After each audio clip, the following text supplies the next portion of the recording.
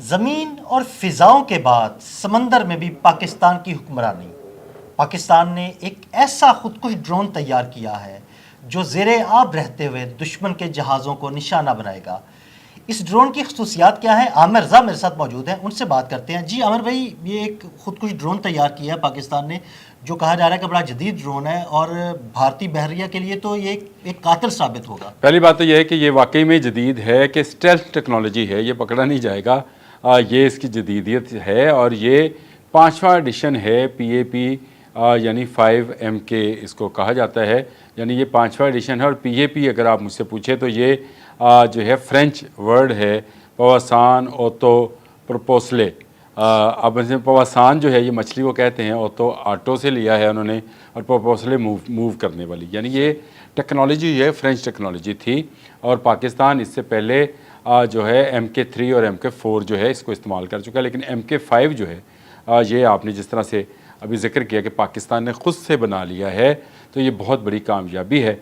इसको kamikaze drone भी कहते हैं। आपको पता है कि दूसरी जंग अज़ीम में जो जापानीज़ थे उनको कामाकाजीज़ कहा जाता था, जो कि अपनी जान देकर दुश्मन के बहरी जहाज़ों को तबाह किया करते थे। यानी वो जहाज़ जो उस वक्त हवा में उड़ते थे वो खुद कुछ थे, वो वापस नहीं आते थे। उनको वो टकराया जाता था और बहरी जहाज़ों को नुकसान पहुँचाया जाता था। उस वक्त बहरी कुव्वत होना ही कुव्वत की निशानी समझा जाता था। अब ये भी एक कामिकाजी ड्रोन है, यानी खुद कुछ ड्रोन है। इसमें इसको 300 मीटर की गहराई तक ये जा सकता है और वहाँ पर जाकर दुश्मन की फैलाई बारूदी सुरंगों को जो है ना सिर्फ डिटेक्ट कर सकता है बल्कि उनको डिफ्यूज़ भी कर सकता है। और इसी तरह ये समंदर के अंदर रहते हुए जो आबदोज़े हैं उनको निशाना भी बना सकता है जो आपकी हदूद के अंदर आएँ। तो ये एक तरह से हिफाजती गार्ड है, ना नज़र आने वाला, किसी रडार सेक्शन के अंदर जो ये नहीं आता है। इसकी टेक्नोलॉजी जो है, मैंने आपको बताया कि फ्रेंच टेक्नोलॉजी थी, लेकिन क्योंकि हम आजकल जो काम कर रहे हैं वो ये है कि हम टेक्नोलॉजी भी ट्रांसफ़र कर लेते हैं। ये दुनिया का माना हुआ ड्रोन है जो अब तक जंगी हालात के अंदर 4000 घंटे जो है समंदर के अंदर गुजार चुका है। यानी जंगी हालात के अंदर 4000 घंटे गुजारने के बावजूद ये PAP MK5 आज तक हिट नहीं हो सका। इसका यानी इसको आज तक पकड़ा ही नहीं जा सका, नहीं पकड़ा जा सका। जहाँ जहाँ ये इस्तेमाल हुआ वहाँ वहाँ इसने अपने कारनामे सर अंजाम दिए। और पाकिस्तान उन खुशकिस्मत 4-5 ममालिक में शामिल है जिनके पास ये वाले ड्रोन की टेक्नोलॉजी है। फ्रांस है, बरतानिया है, इटली है, पाकिस्तान है। और पाकिस्तान में ये अगर तैयार होना शुरू हो गया है तो इसका मतलब ये है कि इसकी लागत भी कम होगी और इसकी प्रोडक्शन भी ज़्यादा होगी। और पाकिस्तान के बहरी जहाज़ों के साथ इसको लिंक अप करना जो है वो बहुत ही आसान होगा। पाकिस्तान बहरिया पहले ही जो है बहुत ही तस्लीम शुदा कुव्वत है और इसको कभी किसी ने चैलेंज नहीं किया। भारत भी आज तक चैलेंज नहीं कर सका है। अभी सितंबर आने वाला है, 6 सितंबर को भी हम प्रोग्राम करेंगे।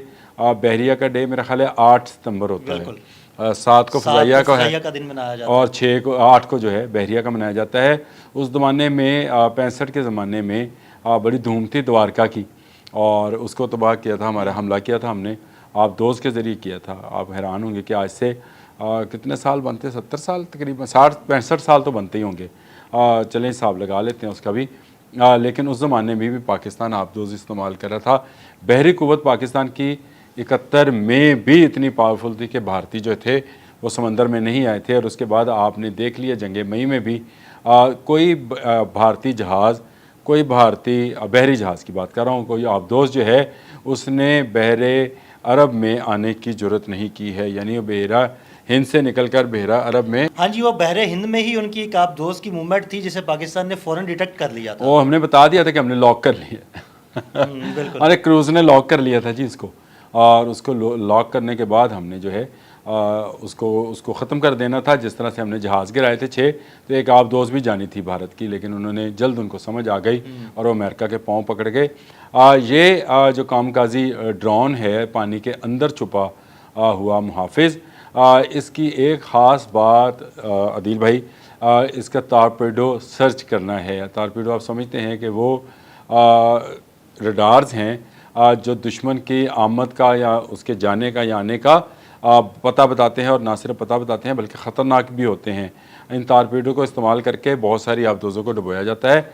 ये कामिकाजी उसके लिए भी इस्तेमाल किए जाते हैं। वैसे इसका नाम कामिकाज़ी नहीं है, PAP है, लेकिन इसको दुनिया भर में आज मीडिया जो है इसी नाम से पुकारता है। बड़ी खूबसूरत इसकी शेप है। अगर आप देखें तो पहली नज़र में जब आपने मुझे तस्वीर भेजी तो मुझे पहली नज़र में देख के मुझे लगा जैसे मछली है कोई, बिल्कुल। और इसका नाम भी उन्होंने इसीलिए इसको PAP जो कहते हैं फ्रेंच ज़ुबान के अंदर, इसीलिए मछली के नाम पर है कि ये तैरता रहता है। और ये एक वायर के ज़रिए जो 2000 मीटर की वायर है उसके साथ जुड़ा रहता है अपने जहाज़ के साथ, और उसके साथ साथ ये सर्वेलेंस भी करता रहता है। और अगर इसको दुश्मन की तरफ से कोई ऐसे सिग्नल्स मसूल हों जिससे इससे लगे का ख़तरा है हमारे शिप को, तो ये उस पर पलटकर वार भी कर सकता है। तो ये एक ऐसा ड्रोन है, उस पर खुदकुश हमला करता है। खुदकुश हमला करता है जी, बिल्कुल। कामिकाज़ी मैंने बार बार लफ्ज़ बोल रहा हूँ इसीलिए कि पाकिस्तान ने फ़ज़ा में तो कामिकाज़ी जो है ड्रोन्स बनाए थे, समंदर के अंदर भी अब ये टेक्नोलॉजी हासिल कर ली है।